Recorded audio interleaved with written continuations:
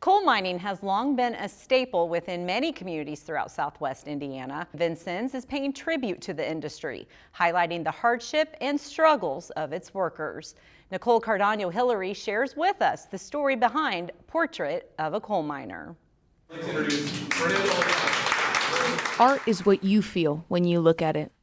That was the sentiment of local artist Fernando Lozano at a January reception of his Portrait of a Coal Miner art show. This one was the beginning of this whole conversation. A large crowd gathered at the event and gave support and honor to the native of Mexico who has paid tribute to a part of American and especially Midwestern heritage and its workers.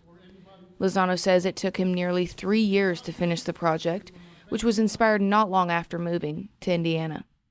It started when he came to Knox County about 6 years ago from California and lived behind a coal gasification power plant in Edwardsport.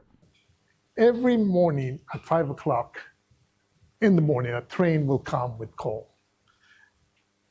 No matter what, rain or shine. And I started thinking about that, really more explicit of what was happening with that, right? And it started researching and started finding out that coal basically make the industrial revolution to happen, right?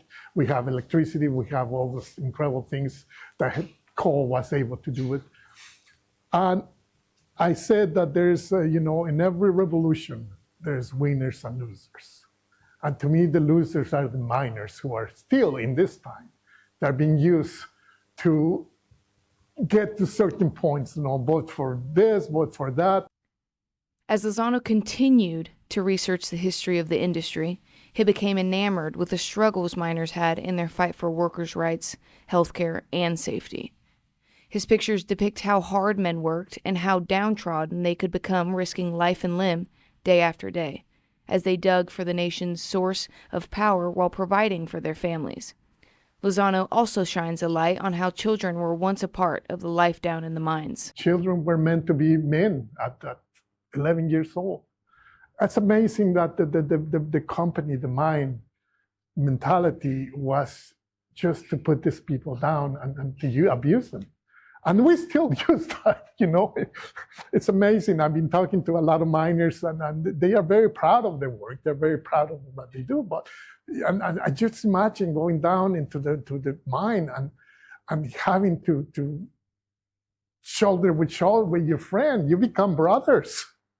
You become more than brothers. You become savers of each other. Right? This art collection can be a history lesson for some. Lozano told us that today's younger generation has no idea that the canaries, which are seen in some of these creations, were utilized in coal mining for about 90 years as a tool to detect carbon monoxide. They couldn't understand that. That was their kind of a safety valve, right? I mean, if the gases were coming, the bird was going to collapse and they were going to run away. They don't understand that. So it's very interesting to bring that to the generation that has not had that experience or that reading. The artist is very hopeful that this collection represents the true spirit of the miner and the sacrifices they make. But he also wants it to be a seed for thought. He believes that other sources of energy need to be explored, but doesn't want today's coal miner to suffer because of change. Now, like everything else, we need to change, we need to move forward. Yes, coal did a lot of things for us, but I think it's time at the same time to kind of reevaluate what we're doing with it, because global warming is here. I mean, it's palpable, you see things. And coal, even though it was an important part of our revolution, of our industry growing, we need to face it, right? We need to understand that is part. But again, who's losing here on this whole thing? The miners who are still working on that. I don't see a bill saying, let's retrain them, let's give them, or just the guys who have, are close enough to be retired, give them the pension, the full pension. Why not, right? I mean, they did a lot of things for us. We should help them as well.